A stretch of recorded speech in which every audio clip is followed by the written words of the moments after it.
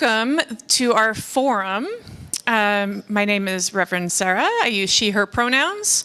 And I am a middle-aged white woman with dark brown curly hair, today wearing a red dress and a black sweater. I serve here as the Director of Community and Faith Development. And this forum today is Microaggressions 101. A few things to know about our forums. We are recording. We are streaming to YouTube, and we have participants on Zoom. The camera's right back there. Hello, online participants. And the recording will be preserved for later for anyone who wants to look back at the forum.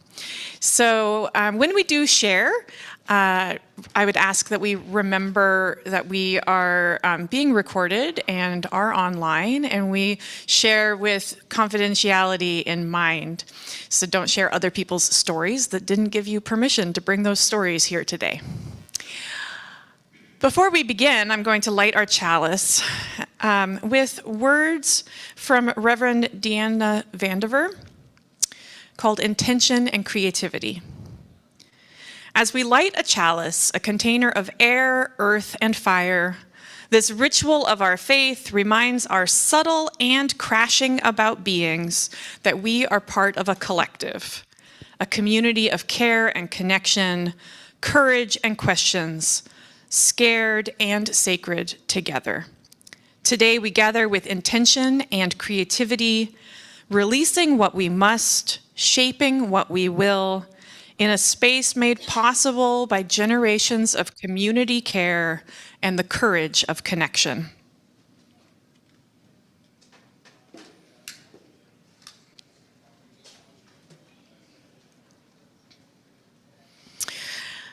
So, thank you for being here today. At any point that you have a question, online or in person, feel free to raise your hand. If you are on Zoom, you can raise your virtual hand, or you can put something in the chat, and Teresa will notice that and bring it into the room. If you're here in the room, raise your hand, and then please wait for me to bring you the microphone so that everyone can hear you.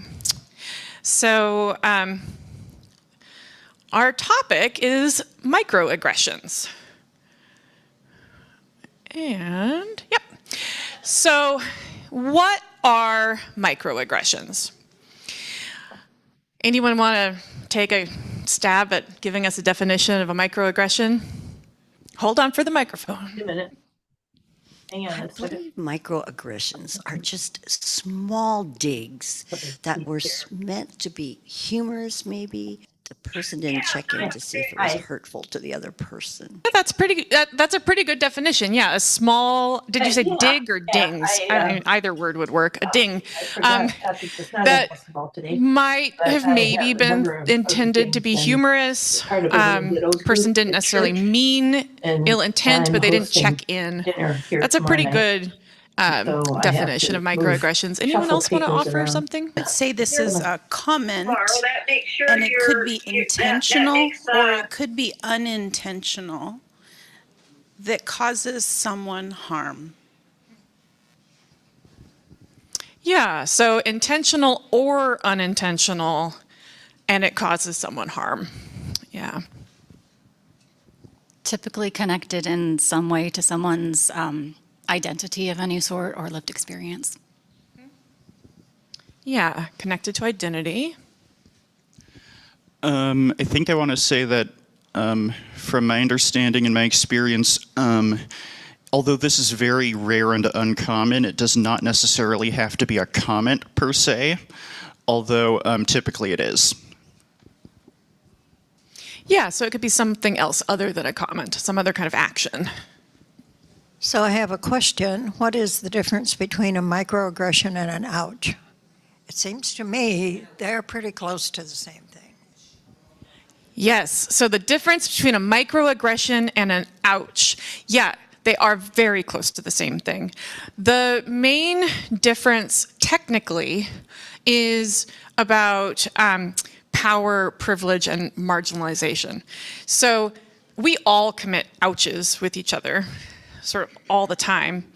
But when there's something about a person's identity that makes them marginalized by larger systems in society, those constant ouches can become microaggressions. So it's about whether it's really, somebody might cut you in line for coffee, and that could happen to all of us, and it's an ouch. If you are a wheelchair user and the entire world is constantly cutting you off, that person cutting you in line for coffee is part of a pattern of microaggressions. Yeah.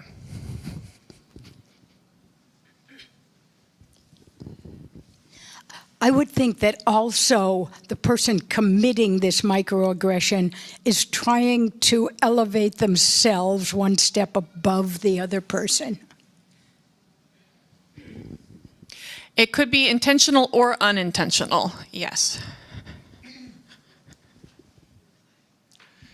Is it an okay time to give an example of one I found recently, or?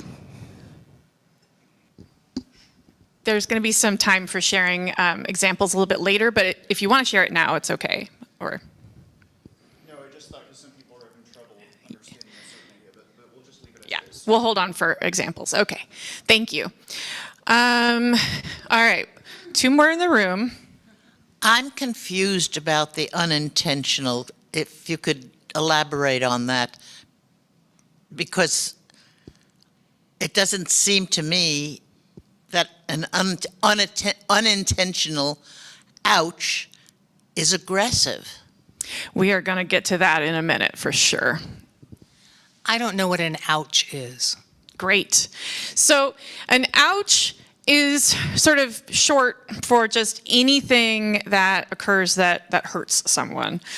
So we have started to, I think it really started being used as language in UU youth groups in particular to identify, oh, there was an ouch. So they might say, I want to pause everything because there was an ouch.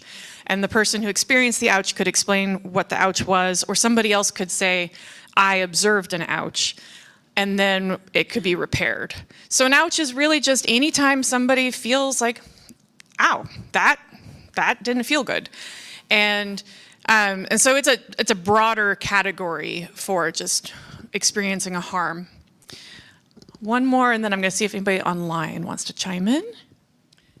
I would say, from my understanding, both an ouch and a microaggression are defined by the experience of the person not by the intention or lack of intention by the person who is making the comment or doing the action. Yes, so it's defined by the person who feels it and is experiencing it. Were there any online, Teresa, that we? All right. So those are great, and I'm so glad that you all had various different understandings and questions to bring in.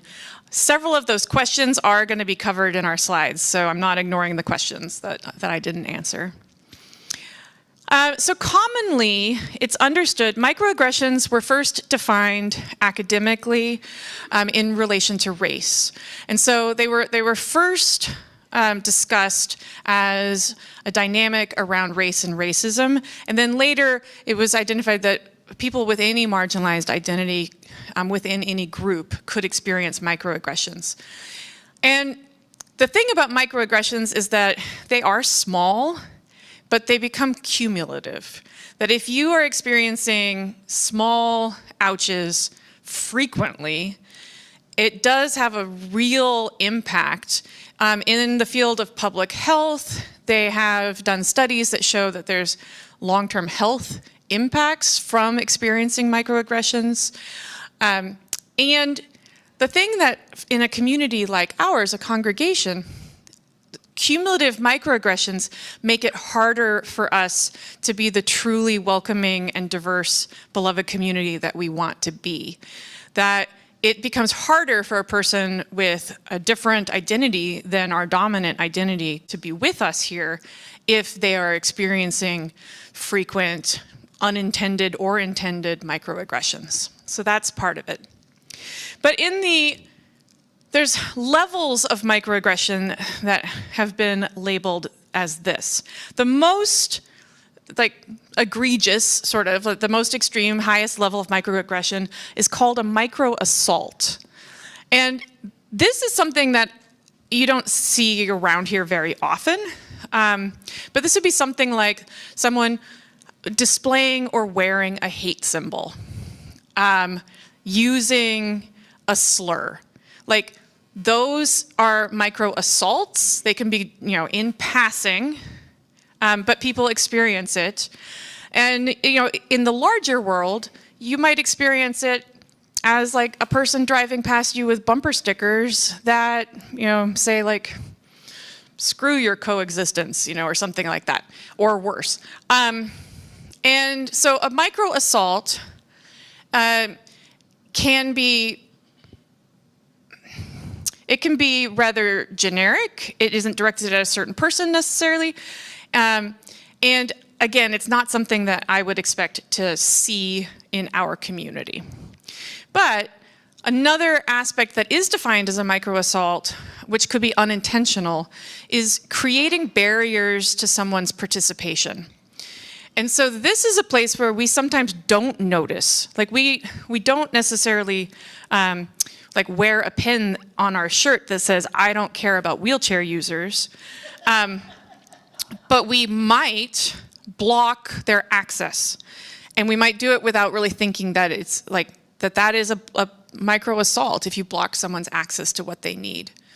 So, so that's the place where we might unintentionally or intentionally, I suppose, take the access ramp and put something on it that makes it no longer usable, or, things like that. And sometimes it's just a lack of forethought to not make accessible pathways. And so those are places where we have to recognize when we have an ouch. Then the next level down is micro insults. Now, a micro insult is something that conveys that you think less of someone, or that you're identifying them as less than. It can be sometimes well-intentioned, but if it is experienced as harm, then it's still an insult to the person who experienced it. And we had a very publicly discussed example of a micro insult in a recent Thursday dinner, which Reverend Mary wrote about in the Spark, and so this has been pretty well discussed, where a person of color had come to Thursday dinner, and a member here gave them the Know Your Rights with ICE flyer and said, "Here, you need this." And the person of color experienced that as a micro insult, a microaggression, that they were being profiled as needing to be afraid of ICE, or as not being a citizen, and so that was experienced as a micro insult, and that's a good example of a micro insult. So it could be even coming from a place of good intention. You could be like, I think this person needs me to do something for them, but if you're making assumptions and if it's experienced as insulting, it still is a microaggression. And then the third level of microaggressions is micro-invalidations.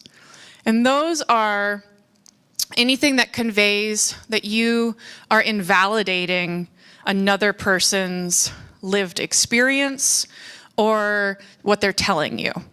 And so examples of a micro-invalidation are things like, well, you don't look sick. Or, oh, I would never have thought that you were Latino. Or something that just like invalidates the person in front of you. No, you can raise your hand anytime. It just made me think, I think we need to remember to think about how these are experienced by children as well. That we, some people, some of us, sometimes without even thinking or wanting to help children calm down or whatever, invalidate their feelings and their experiences. So just to raise that awareness. Absolutely, yeah. It could be an invalidation of, oh, this isn't a big deal, just calm down, yeah. I did one yesterday. My friend was late on Friday for the for the music at First Church. at First Church. And then, so she came by yesterday. We were going to the Evergreen. And I said to someone, I said, well, she's always late, but today she's on time. And I think I hurt her feelings. I mean, we're really good friends, and I didn't mean it to be, but okay. But I have to watch that. Yeah, no, you can absolutely do it to a friend. You can do, I mean, we are human and we are humaning, as Reverend Monica said earlier, and sometimes that is messy. I really appreciate, and I just want to share what I see in the choice of the graphic next to micro-invalidations.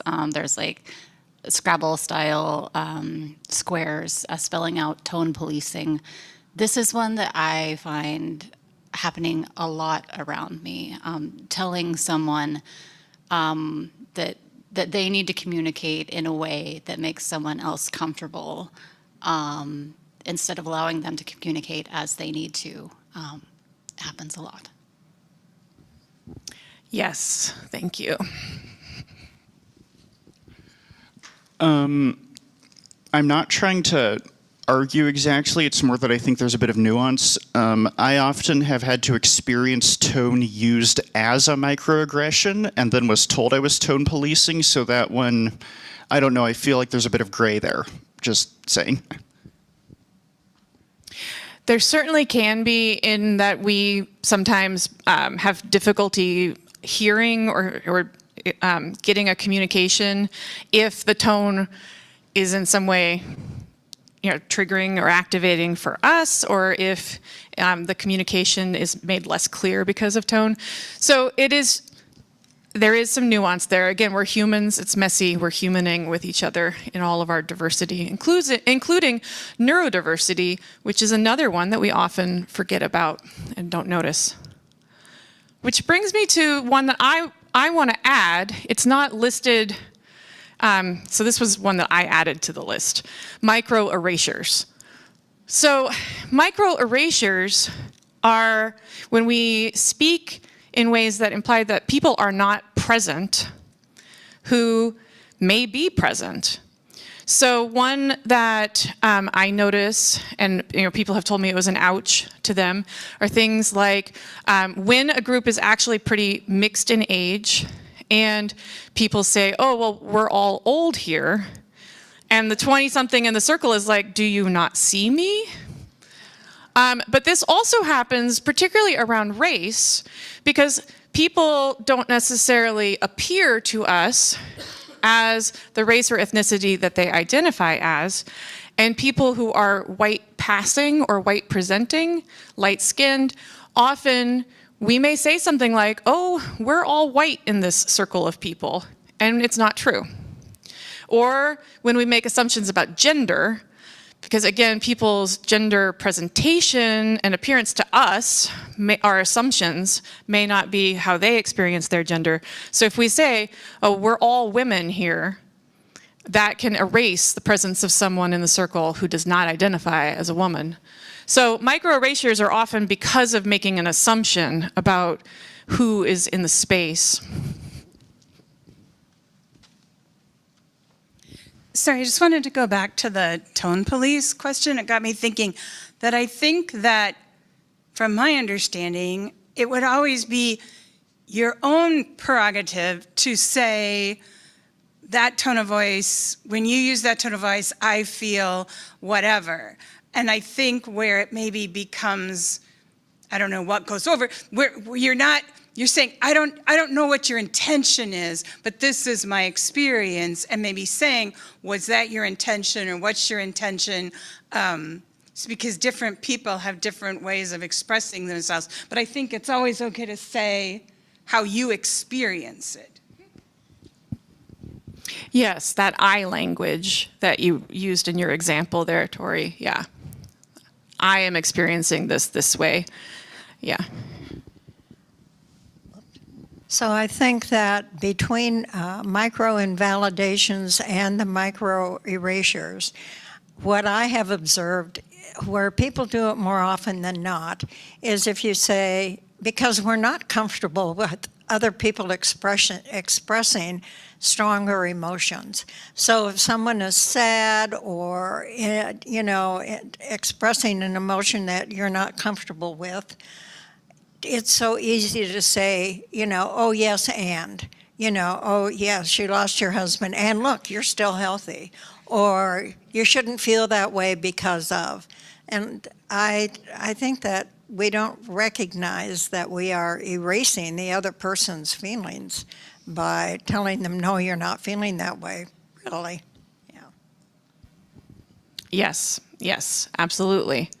Yeah, I mean, this zone down here in the bottom, the micro invalidations and the micro erasures, that's what I observe and hear about the most often here at OUC. Micro assaults, people aren't coming and telling me about micro assaults. Micro insults, yes, there are examples of those for sure. But the micro invalidations and micro erasures, this is culture and embedded behavior that we have a really hard time changing our habits around. Yeah. Well, and I think if you're the person who's experienced the micro assault or whatever, I think it would be really hard in the emotionalism at the time to speak up. So, gaining sensitivity about, observing and not doing it in the first place, I think, which is what we're doing here, is really the key.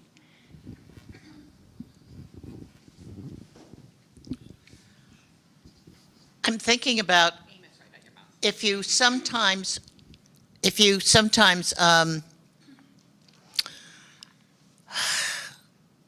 say something unintentionally and the person you are speaking to responds aggressively. That's also, so it works both ways in a way. It could, but you do have to recognize that people who are experiencing microaggressions because of their identity frequently may be that they don't have the spoons anymore to couch their response in a way that is gentle. And that's where we get back to the invalidations and the tone policing sometimes. Sometimes we do have to develop the skill and the capacity to hear how we have hurt other people and really try not to get defensive. And it can be really hard. I don't want to invalidate that it's hard to do that. It's really hard to do it. Yeah. And I'm going to move to my next slide, which is intent and impact. So we talked about this, whether it's intentional or not, and how can you be aggressive if you don't mean to be.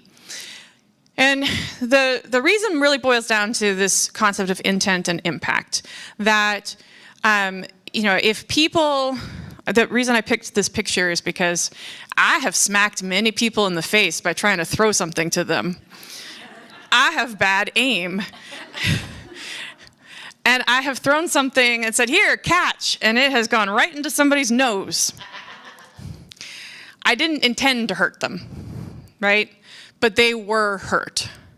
And I still have to own my responsibility in having hurt someone, even though I didn't mean to do it. And that's very much the way that intent and impact plays out. That sometimes we say things or do things that we do not mean to be hurtful. Maybe we even mean them to be helpful, but it's experienced as harmful. And so we need to recognize and say, oh, my impact was not what I wanted it to be, and I will address the impact rather than just defending my intent. When you defend your intent, it looks like I didn't mean to do it, so therefore you shouldn't make such a big deal about it, and just get over it because I didn't mean anything by it. Can't you take a joke? That sort of thing. I think what I've found too is it often challenges me to see someone else's perspective and experience that's not how I would have experienced those. And so to not use that as a microaggression, it's like, well, that wouldn't bother me if someone said that to me, but to sort of honor and listen to their experience even though it's not my experience, or even if I don't really understand it, but that I need to honor it and validate and listen to it and do my best to change. Yeah, different things bother different people. Yeah. This is a story, so you're saving examples for later? I am, but okay, we'll come back to you. Is there anything online, Teresa? Nope. Okay. All right. So I think this is the last thing that I wanted to say before some stories, is that we also have to recognize that this is both personal and it's systemic. So this is really getting back to that, what's the difference between the microaggressions and the ouches? Ouches live more in the realm of personal. So this is where people may have personal background, history, something that they like or don't like, that means that the ouches happen. You know, someone who, for example, you know, I used to have a big mole on my ear, and people would be like, "Oh, there's something on your face. Like, you need to go wash your face." And I'd be like, all the time, I'd be like, "No, it's just a mole." And that became a personal ouch, but it's not necessarily a systemic that people with moles are discriminated against in larger society, and that this microaggression is part of a pattern of also that when you go to the doctor, you receive less quality care. Whereas if you're a person of color and you're getting microaggressions about your race, it's also part of a systemic marginalization that includes systemic differences in quality of care and all of those other things that are baked into it. And so everyone has personal things that are like, "Oh geez, again, really?" And we certainly, this is not to say we shouldn't work on being kind to each other in all ways. Let's all just be kind to each other. But also, sometimes it is part of a pattern of systemic discrimination and oppression. And so then we have to also recognize how our microaggressions are just adding to a larger burden. Does that make sense? Anybody want to say anything about that?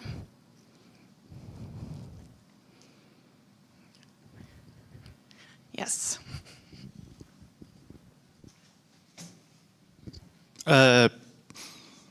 Wow, I had it and then it left my head, sorry.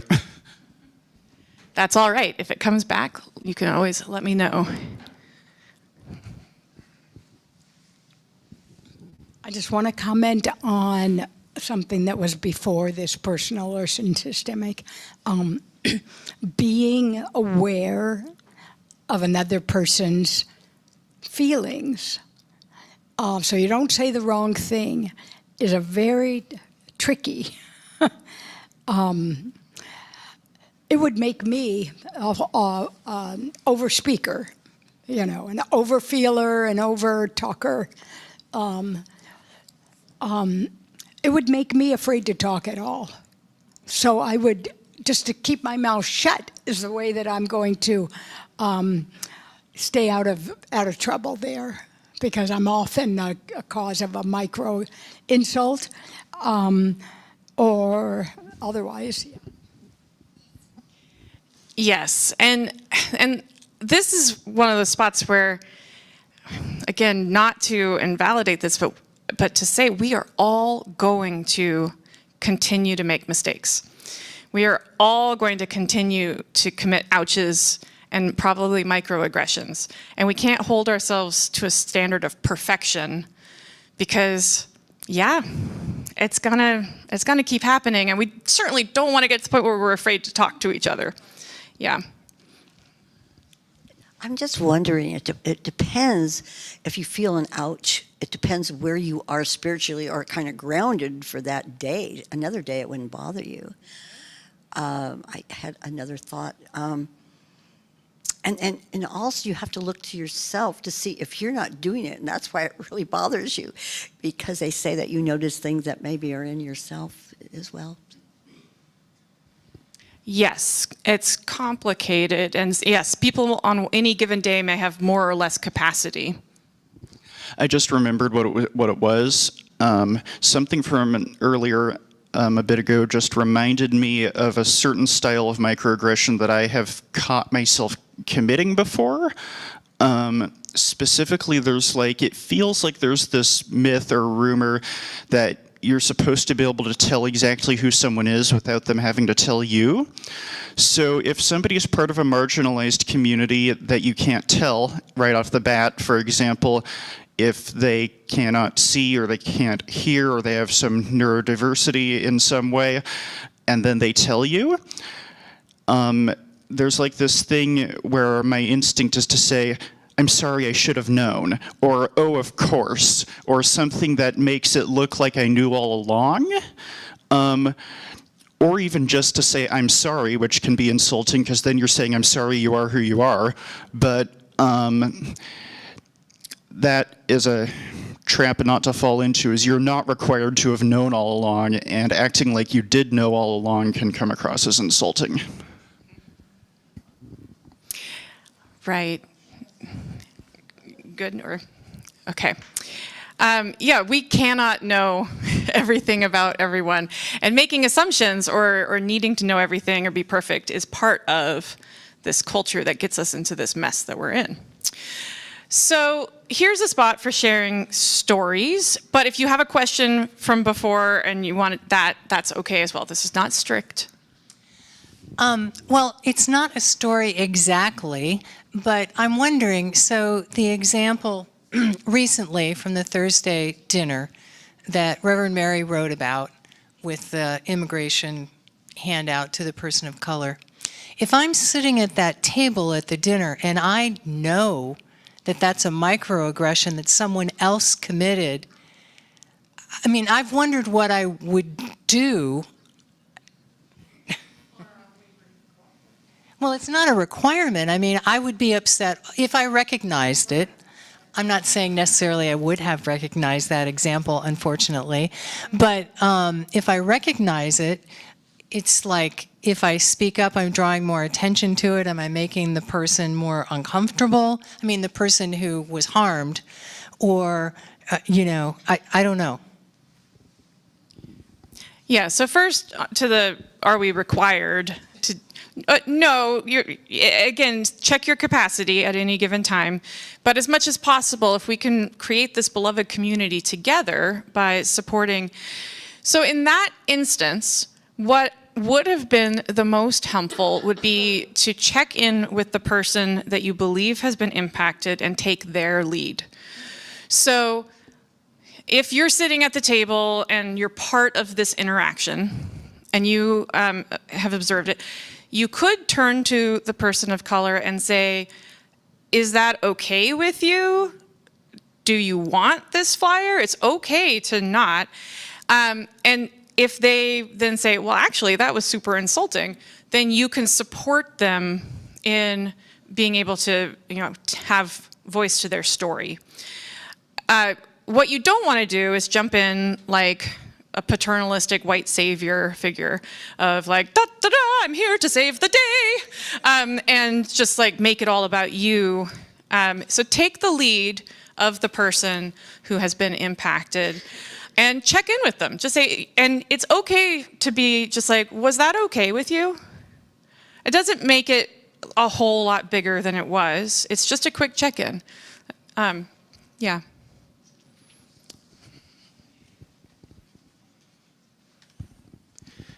This is a story about how I was offended, but I was just wrong.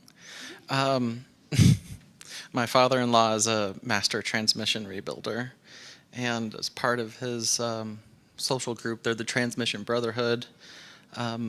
They kind of exchange transmissions, like you have to go to another city, this is the one I need, and so it's hard work. But, and I had recently come out to them as non-binary, and it seemed like they were all pretty, at least tolerant, but I overheard him on the phone. He said, well, we need to go pick up some trannies. And I was, really offended, but that's how they refer to their work, right? It wasn't offensive. So I really embarrassed myself by becoming so inflamed and justice seeking. So I would say yes, and I'd say that I mean the word could be really triggering. It's not in common use a nice word, and so if you didn't know how it was being used, then I don't know that you were overreacting that much. But it is a case of once you know more to give context that you could reevaluate. Yeah.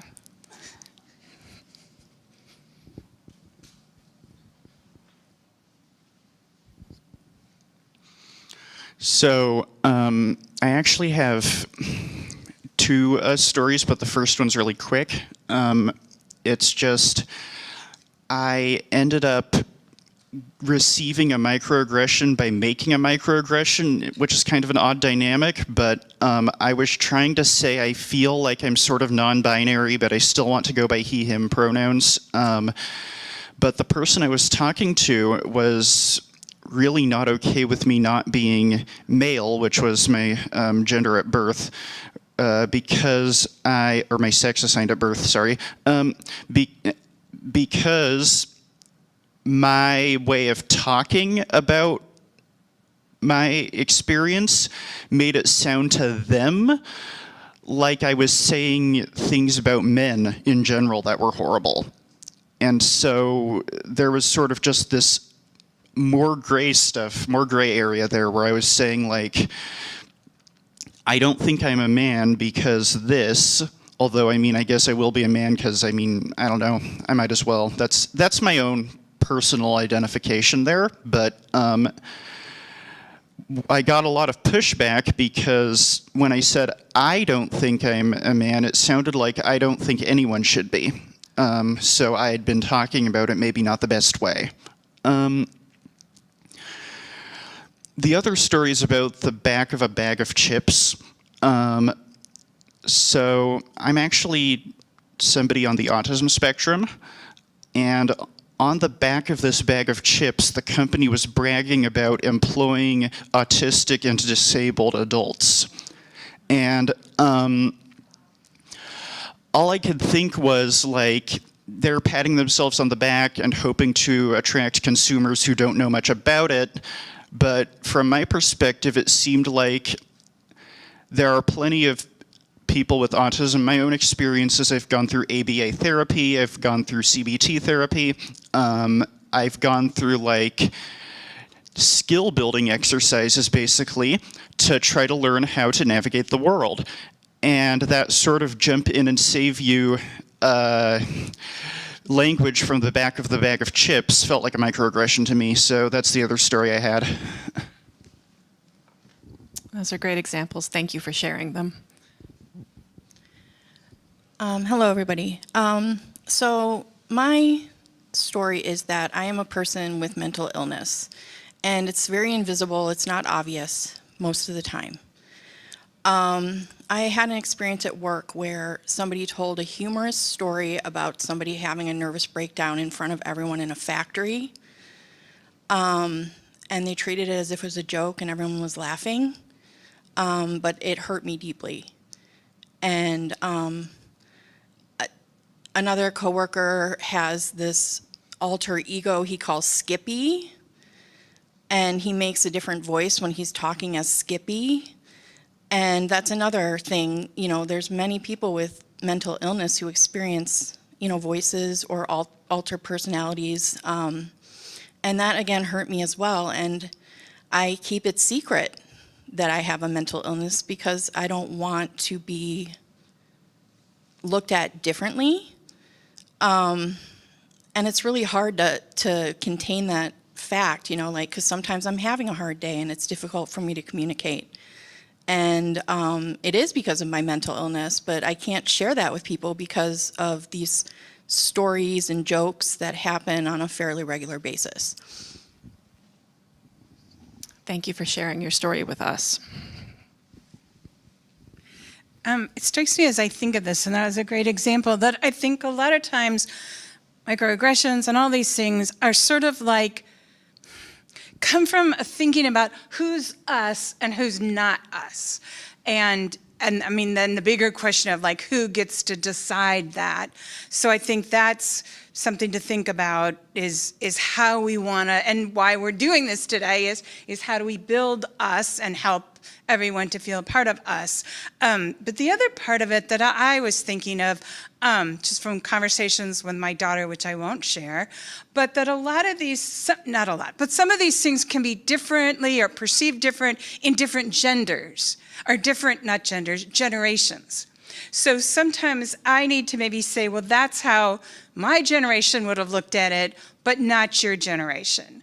And then the other thing is to recognize that I think the goal is not that we would never use these, excuse me, but that we would learn and listen. Because like that example from the Thursday dinner, and though we also need to not overgeneralize. So what one person of color experienced as a microaggression, another person of color might have appreciated. Now, I'm not saying that the other person should have done it or shouldn't have done it, but just that we can't assume that once one person of color has experienced something, that means all people of color. I mean, that I think in itself is another microaggression. So it is a complicated thing, and I think we just have to become more comfortable sort of diving in and listening and learning and growing. Yes, well said. Thank you. All right, 2 more stories, and then I want to move on to what we do about all of this. This isn't really a story, but I think so much of it depends on the culture we come from also. I came from a family that wanted me to learn how to be tough in the world, to be able to be resilient and that type of thing. So I was taught how to laugh at myself, which meant being teased about things that were really not funny. But I learned that skill, and I have had to unlearn it, because not everybody understands the humor in that kind of humor. And so sometimes I will say things that I mean to be humorous, and to the other person it is not humorous, and I'm learning not to do that. And so the assumption that everybody was raised in the same format that I was is not true, thank God. But anyway. You had your hand up. Yeah, I was just going to say that the key from what you were saying, I'm sorry, I don't know your name, I'm Jean, is that you kept saying assume, assumption, and the same thing with Beth. And so that seems to be the key, is we need to get information and not assume. Yeah. Anything online, Teresa? All right, could you bring the slides back up? And while we're bringing the slides back up, I have one from work and one from church. So the one at work, at our workplace in our break room, there's coffee, there's tea, there's lots of different things to drink. And that's just kind of standard in my workplace. And I made a comment one time in a meeting and mentioned that there wasn't any creamer. And the comment that was made back to me was, oh, well, no one here drinks coffee. And the reason that that comment hurt me is because, like, well, I'm here and I drink coffee. And P.S., they've never gotten creamer for that break room. So it really made me feel like, oh, it was like, I'm not here, and my suggestion was not welcome by the person who orders the stuff. And the one at church, recently somebody mentioned to me, well, no one at OUC is Hispanic. And I am Hispanic, and the person said it straight to me. And at work, I feel like I have a bit more armor because I'm in a different group of people. But at church, it feels like here we come to try to all be in beloved community together, so I didn't have my armor up. I was able to name it in the moment and said, well, that actually is erasure, and actually there are a lot of diverse populations at OUC, if only we are open to noticing that. So, yeah, those are my experiences. Thank you for sharing your experiences. So I want to move on to some things that we can do to try to avoid microaggressions and some things we can do to repair them when they inevitably happen. So these are these are generalizations about generalizing. So, so disclaimer, I'm making some generalizations and there's always going to be an exception to these generalizations. But in general, things to avoid are commenting on people's bodies, like, period. Just, so many people, you don't know their story, you don't know. So saying something like, oh, you know, you've lost weight, you look great, well, a person could be sick. It could be that they have an eating disorder. It could be that this is not a welcome thing. I will say, as a person with an eating disorder, I experience this a lot, and it's never helpful. So then there's also, you know, people, you know, may have various different parts of their bodies and how it presents in the world, how it works. And if not invited, just generally don't. Just generally don't. Again, though, this is a generalization. Maybe somebody that you know well welcomes that. And if so, you have a quality of relationship with them to know that that's okay. Yeah.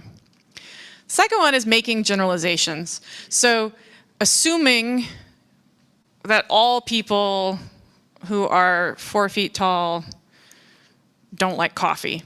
I'm making up a silly assumption for the sake of the illustration, but it's funny how many of these assumptions we have in our heads that aren't quite so silly. So we may have assumptions about men, about women, about non-binary people, about people of color. And we may assume that because we know one person from a group identity, that we now know something about all the people in that group identity, and that will not be true, because there's more difference within an identity than there is similarity quite often. So just avoiding making generalizations and avoiding making them out loud, because some of those, like, oh, we all here drink tea, and no one here, any all or no one extreme language has a risk of leaving someone out. And then the last one is asking invasive questions. And the trick with this is that it's good to get to know a person, but you want to invite their willing sharing of as much as they want to share, rather than getting into invasive questions that feel, they feel invasive. So things like, you know, what brought you to this community, as opposed to something like, what's your background? Where did you go to school? Why did you want to come to this church? So big, open-ended, inviting questions, as opposed to invasive questions. And certainly questions that that people with certain marginalized identities get often, that are extremely invasive. People who are trans and non-binary may receive questions about their anatomy that, why would you ask? No, just don't. Don't ask those invasive questions. People who are experiencing chronic illness or medical issues may also receive invasive questions that, why do we need to know those things? That's not something that is a needed, necessary information to know a person anyway. So ask inviting, open questions that let a person share as much as they want to share, rather than invasive questions. So those are the general things to big picture avoid.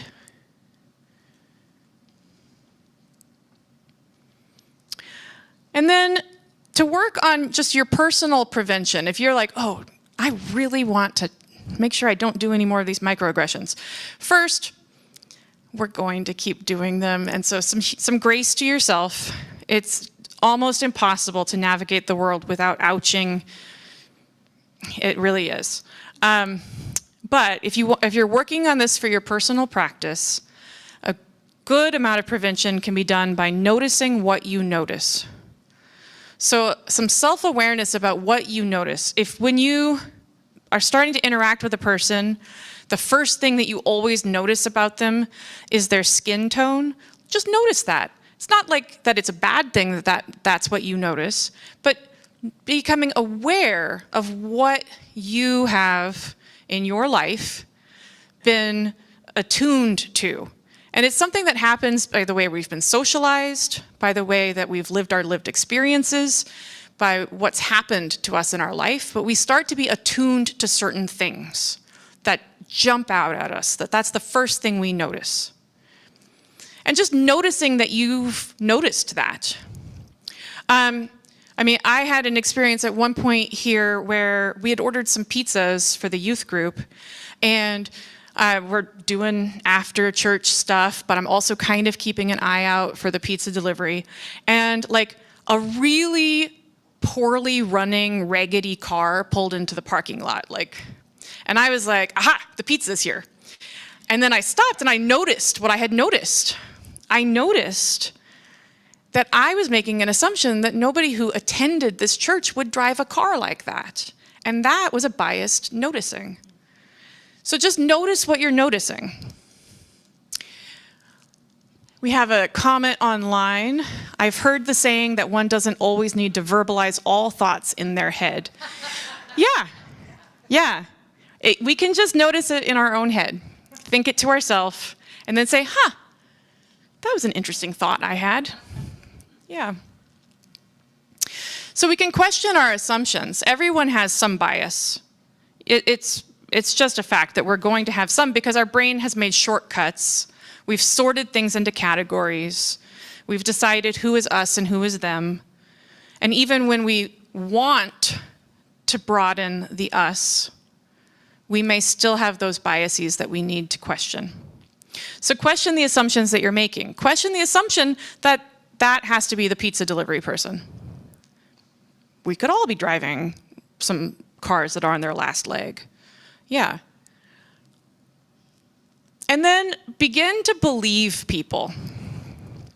So really lean into the practice that if someone tells you something about their experience, even if the first thought that pops into your head is, whoa, I have never experienced that. I don't think that could be true. Practice believing them. So, an example of that is that I am a person who, when I get pulled over by the police, almost invariably, I am treated very paternalistically and very nicely.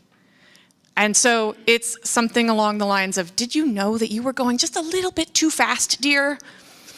Well, just be more careful because we're all going to worry about you if you keep driving so fast. So just be careful, my dear, on the road. So my experience is that if you say, oh, I'm sorry,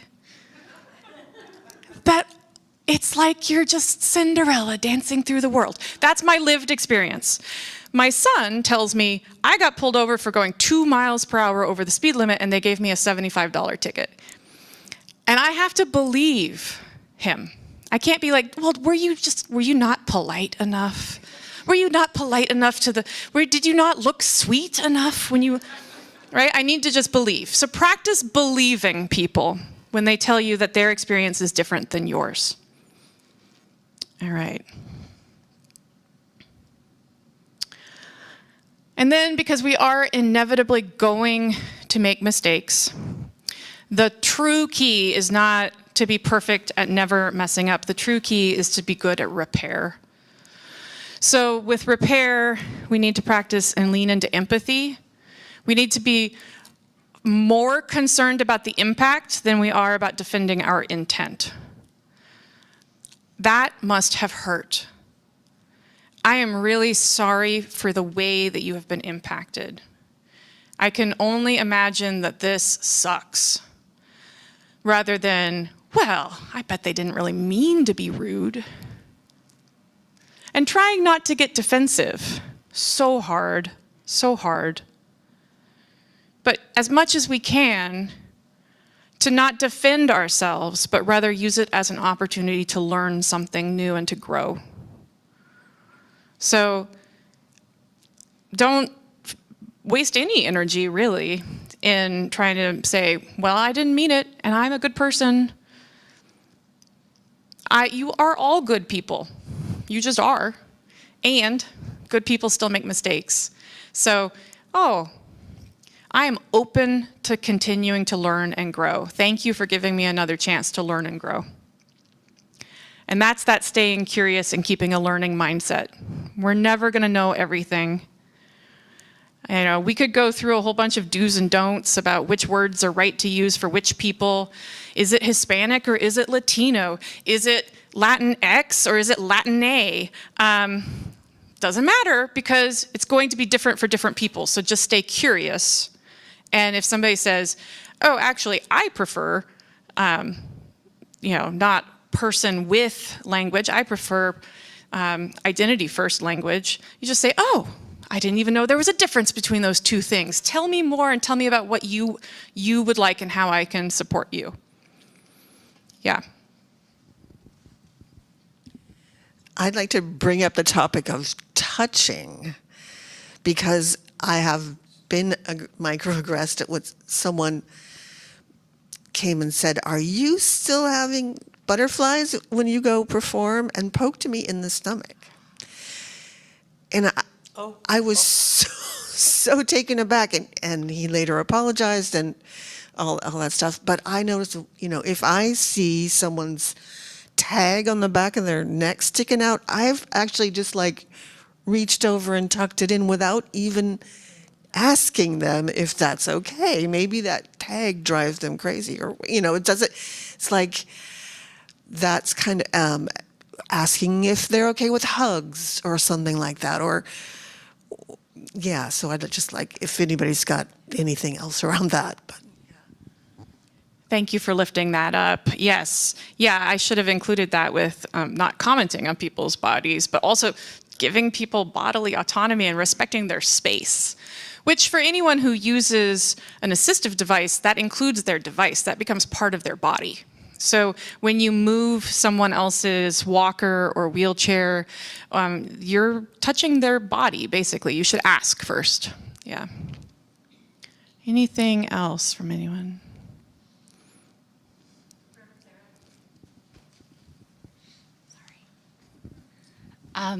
So I have the really great privilege at my job of working with a group that's probably 75% of us are either immigrants, the people themselves, or first generation born in this country. And so there's a lot of different languages going around, being spoken. A lot of people have names that are not always commonly known and aren't familiar. So our smaller group just recently got reorganized into a larger group. So we're starting to work with and getting to know a lot of new people. So a few examples. Omid is frequently called Ahmed in meetings. Bea is constantly called Bella. And Milo is getting called Milo a lot by good people who are trying to be welcoming, and all of that. That's extremely hurtful when it happens over and over and over, especially to people who it's been happening their whole lives. It's not something they should just need to get used to. It's something the rest of us can learn and do right. So I have spent a lot of time just checking in with people after I notice that and say, hey, I just want to let you know her name's actually Bea, and she's fabulous and she does great work. You should talk to her. Sometimes people don't always appreciate that. Sometimes they do. But I think that's just something, it's an easy thing to work on for all of us.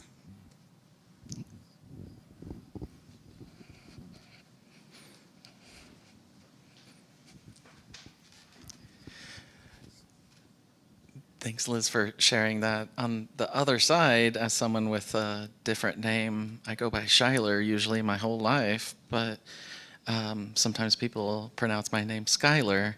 And I've heard people say, no, their name is Shyler. But actually, these days, maybe I kind of like the name Skylar. I don't know. I mean, it feels kind of girly, more girly than Shylar. So I don't know. Maybe that's why my whole life I was so averse to the word Skylar, because I had this like latent gender dysphoria. So I don't know. I mean, I love what was said about, people's names, but I don't know. It's from my experiences, I'll take care of it myself. If I could just jump up to a 300-foot level from that interchange, I'd say when people aren't in the space to speak for themselves, do advocate for people in spaces that they're not in. But take the lead as soon as possible from the person who's impacted. So if somebody's not present and you want to correct the gender pronouns people are using for them or the way that people are pronouncing their name, but then as soon as you can, be like, hey, does this bother you? What would you like me to do? And maybe it doesn't bother at all.